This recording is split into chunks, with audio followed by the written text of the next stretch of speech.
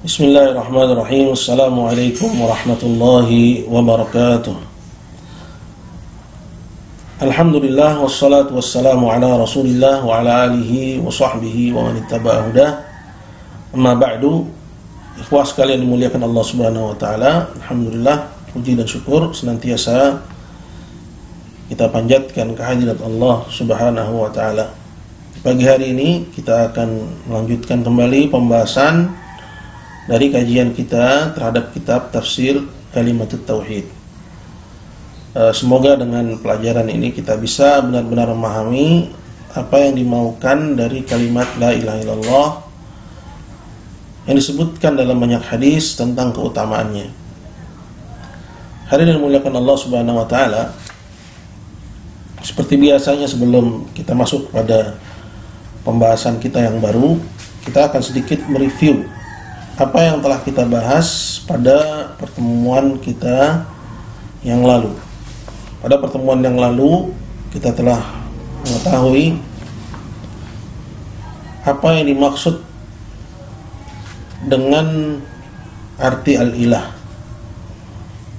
pada ucapan kita la ilaha illallah, di mana penulis menerangkan bahwa ilah di mata orang-orang musyrikin di zaman Nabi SAW itu bukan yang menciptakan, bukan yang memiliki, dan bukan yang mengatur, melainkan ilah menurut mereka adalah pihak-pihak yang dianggap bisa menyampaikan hajat-hajat mereka kepada Allah, bisa memperantarai, menjadi perantara antara mereka dengan Allah dalam beribadah kepada Allah Subhanahu wa taala. Ini yang disebut dengan sir dan wilayah dalam istilah penulis rahimahullahu taala. Nah, ilah ini biasanya adalah pihak-pihak yang dianggap memiliki kedudukan, memiliki tempat yang khusus di sisi Allah Subhanahu wa taala, sehingga diyakinilah pada mereka keyakinan-keyakinan tadi. Di zaman Syekh pada masa waktu itu ya, disebut dengan istilah Sayyid, disebut juga dengan istilah Al-Faqir, disebut juga dengan istilah Syekh, di mana istilah-istilah ini tentunya bisa berbeda-beda antara satu tempat dengan tempat yang lain, satu masa dengan masa yang lain. Tapi yang menjadi perhatian kita adalah hakikatnya, yaitu menjadikan pihak-pihak tertentu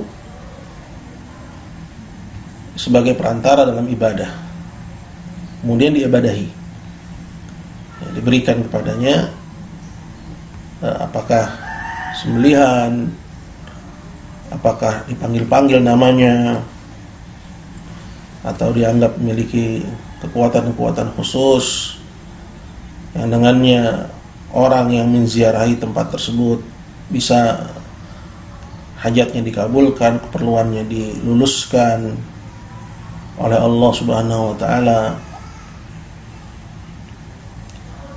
Ini yang dimaksud dengan al-ilah di zaman Nabi kita Muhammad sallallahu alaihi wasallam, berubah penamaannya dengan istilah wali, istilah kuburan yang dikeramatkan, istilah petilasan, kemudian diberikan kepada mereka ibadah itu. Nah, ini jelas membatalkan kalimat la ilaha illallah, karena la ilaha, tidak ada ilah, itu artinya tidak ada apapun dan siapapun yang dijadikan perantara, yang berhak diibadahi sebagai perantara, illallah, kecuali Allah, dia semata satu-satunya yang berhak menerima peribadahan. Seperti itu kesimpulan dari apa yang kemarin kita bahas. Jadi la ilaha, kata Syekh, maksudnya ibtalun lil wasa'id. La ilaha illallah, tidak ada ilah kecuali Allah, artinya tidak ada perantara antara hamba dengan Allah yang berhak diibadahi sebagai perantara. Kita akan masuk kepada pembahasan yang berikutnya, yaitu tentang dua kaidah yang dengannya kita semakin mengerti seperti apa hakikat keadaan orang-orang musyrikin di zaman Nabi SAW. Di mana dari dua kaidah ini kita mengetahui bahwa orang musyrikin yang diperangi Nabi SAW itu bukan seperti orang-orang Hindu, seperti orang Buddha, bukan seperti orang-orang yang nggak percaya Tuhan. Mereka lebih buruk. Namun ada batasan yang lebih tipis, dari orang-orang kafir tersebut, yang sudah menjadikan orang itu kafir disebabkan karena alasannya. Kita baca di halaman 151 dari kitab Silsilah Rasail, yaitu syarah Syekh Shalih Al-Fauzan terhadap risalah Syekh Muhammad bin Abdul Wahhab. Syekh Muhammad mengatakan, wa idza aradta an ta'rifa hadza ma'rifatan tammatan, dan apabila kamu ingin mengetahui persoalan ini lebih lengkapnya lagi, fadzalika bi amrayni, yaitu pahamilah dua persoalan ini. Al-awwalu an ta'rifa anna al-kuffar alladzina qatalahum Rasulullah sallallahu alaihi wasallam wa qattalahum wa abaha amwalahum wa istahalla dima'ahum wa nisa'ahum kanu muqirrina lillahi subhanahu bi tauhid rububiyyah wa huwa annahu la yakhluqu wa la yarzuqu wa la yuhyi wa la yumiit wa la yudabbiru al-umura illa Allah wahdah. Ini persoalan yang pertama, yaitu kamu mengetahui bahwasanya orang-orang kafir yang dulu diperangi Rasulullah dan Nabi bunuhi mereka dan Nabi halalkan harta mereka, dan juga wanita-wanitanya ditawan menjadi tawanan muslimin. Orang-orang kafir tersebut dahulu sudah mengakui bagi Allah dengan tauhid rububiyah. Maksudnya mereka mengimani tauhid rububiyah. Artinya udah mengimani tauhid rububiyah saja, mereka masih tetap dianggap kafir. Apa tauhid rububiyah itu? Wa huwa annahu la yakhluqu wa la yarzuq. Itu bahwasanya tidak ada yang menciptakan, tidak ada yang memberi rizki, wala yuhyi wa la yumiit, tidak ada yang menghidupkan dan mematikan, wala yudabbirul umura, dan tidak ada yang mengurus semua urusan illallah wahdah, melainkan hanya Allah saja. Ini yang dimaksud dengan tauhid rububiyah yang sudah kita singgung di pertemuan yang lalu. Ini beberapa pertemuan yang lalu kita telah menyinggung istilah tauhid rububiyah ini.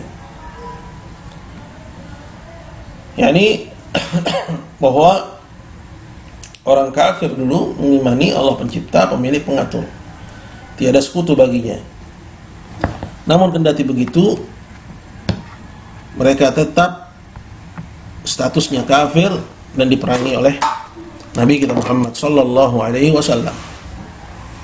Dalil yang menunjukkan bahwa mereka terhadap tauhid rububiyah ini beriman ada banyak dalam Al-Qur'an. Di antaranya yang disebutkan oleh penulis di sini pada surat Yunus ayat 31. Di mana Allah Jalla wa Ala berfirman, "Qul ma yarzuqukum minas sama'i wal ardi amma yamliku as-sam'a wal absar." Katakanlah wahai Muhammad kepada mereka, maksudnya kepada orang-orang musyrik itu, siapakah yang memberi rezeki kepada kalian dari langit dan bumi? Dan siapakah yang menguasai pendengaran dan penglihatan? Dan siapakah yang mengeluarkan yang hidup dari yang mati dan mengeluarkan yang mati dari yang hidup? Dan siapakah yang mengurus semua urusan? Pastilah orang-orang musyrikin itu akan menjawab Allah. Jadi kalau Nabi SAW menanyakan ini kepada mereka, jawaban mereka nggak salah, bahwa yang menciptakan, menghidupkan, matikan, memiliki, mengatur alam semesta, memberi rizki dan mengangkatnya, membuat menangis dan tertawa, memuliakan, merendahkan, dan seterusnya dari persoalan-persoalan rububiyah ini, yang muaranya 3. Muara persoalan rububiyah itu 3: penciptaan, kepemilikan, dan pengaturan.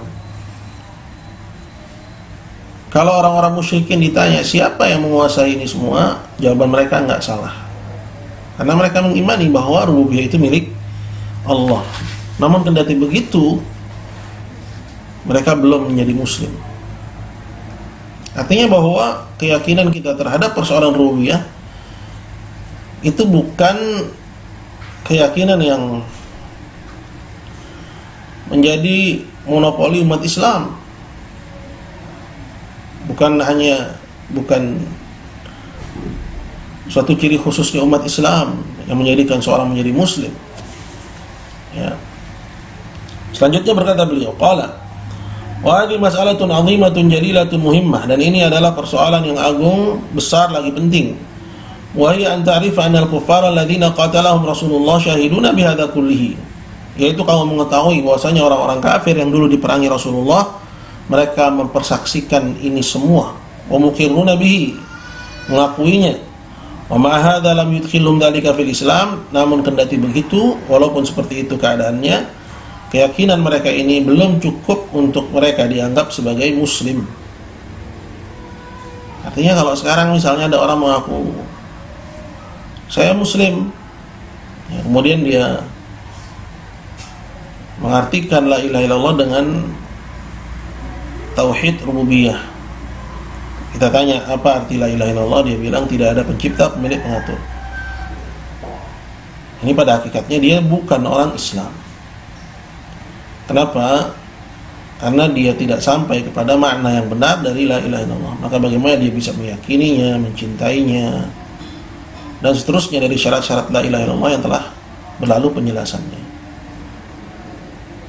Lantas apa yang menjadikan seorang muslim nanti disebutkan pada kaidah yang kedua.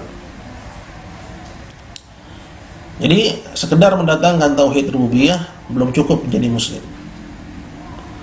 Qala wa lam yuharrim dima'ahum wa la amwalahum, tidak memasukkan mereka ke dalam Islam dan tidak mengharamkan darah dan juga harta mereka. Ya, keyakinan akan tauhid rububiyah itu, dia bukan keyakinan spesial hanya milik orang Islam. Bahkan orang kafir yang diperangi Nabi sudah meyakini itu, karena dia merupakan persoalan yang fitri, ya, sifatnya kalau kata orang kita bawaan lahir. Semua orang yang lahir paham bahwa tidak ada yang menciptakan, memiliki, mengatur, melainkan Allah Azza wa Jalla semata, kalau fitrahnya enggak diganggu, kalau fitrahnya enggak dirusak. Kalau wa kanu aidan yatasaddaquna wa yahujjun, di samping itu, yaitu di samping mereka meyakini rububiyah itu milik Allah, mereka itu sudah mengerjakan juga ibadah-ibadah kepada Allah. Perhatikan, ini poin penting juga.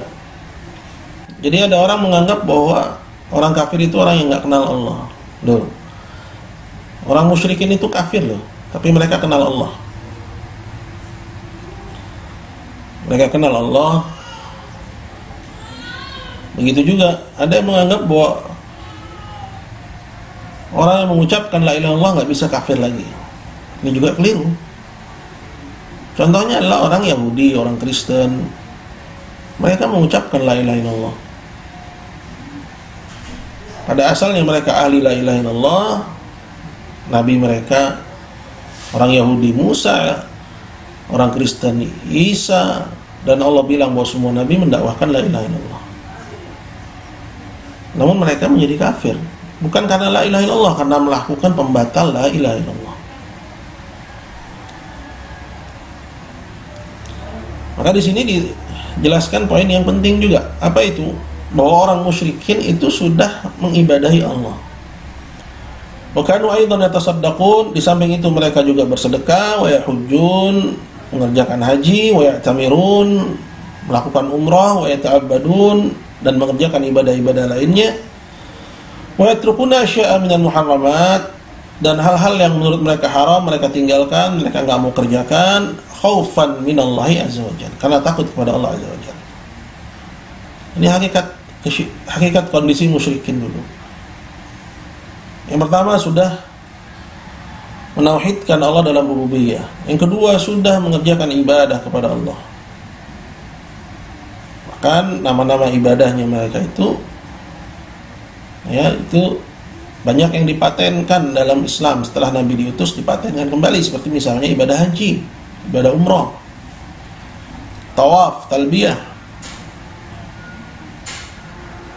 Artinya orang-orang musyrikin di zaman Nabi SAW beribadah kepada Allah. Terus kok mereka jadi tetap kafir? Tetap diperangi, darahnya dihalalkan, hartanya dihalalkan. Ini dijelaskan pada perkara yang kedua. Kata penulis, qala walakin al-amru tsani. Tapi sebabnya adalah perkara yang kedua. Ini kaidah yang kedua. Apa itu? Itu sebab yang menjadikan mereka kafir. Walladzi kaffarahum. Perkara yang kedua inilah yang menjadikan mereka kafir. Wa halal dima'ahum, dan menjadikan darah mereka, wa amwalahum, dan harta mereka menjadi halal. Halal di sini maksudnya statusnya, ya, dan boleh ditumpahkan dalam perang, bukan dalam kondisi damai, bukan dalam kondisi aman. Dalam kondisi damai dan aman tetap statusnya darah dan hartanya halal, cuma nggak boleh sembarangan ditumpahkan.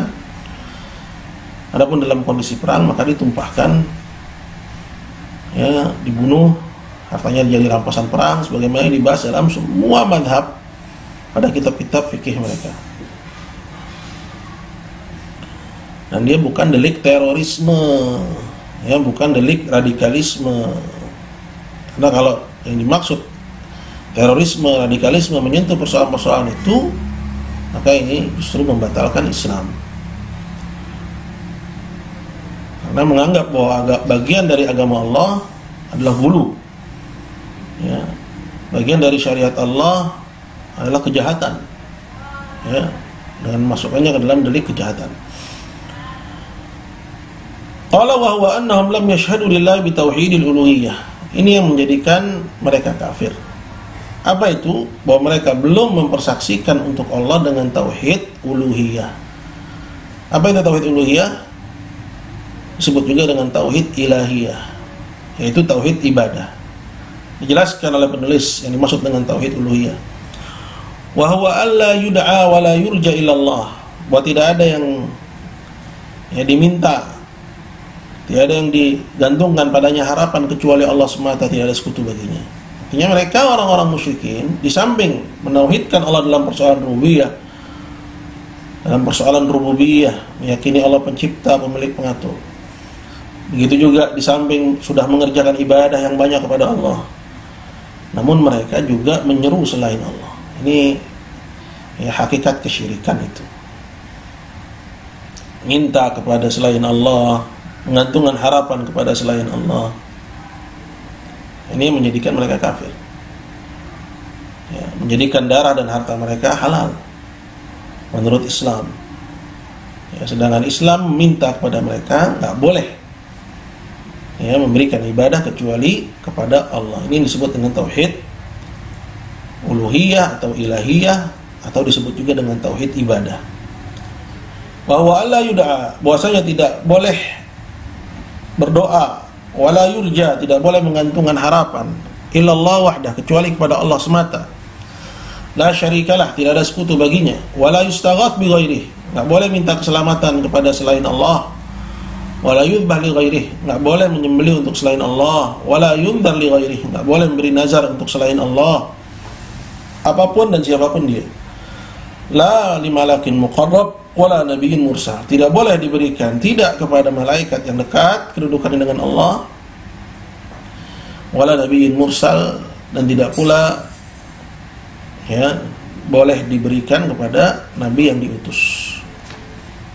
Itu tauhid uluhiyah, itu tauhid ibadah itu. Man istaghatha bi ghairihi faqad kafar. Maka barang siapa yang minta keselamatan kepada selain Allah, maka dia telah kafir mutlak dan muayyan. Ya, karena ini persoalan yang terang. Ya. Dalilnya adalah seperti firman Allah Jalla wa Ala, laqad kafara alladziina qalu innallaha huwa thalithu thalatha. Sungguh telah kafirlah orang yang mengatakan bahwasanya Allah itu satu dari yang tiga, atau Isa adalah anak Tuhan.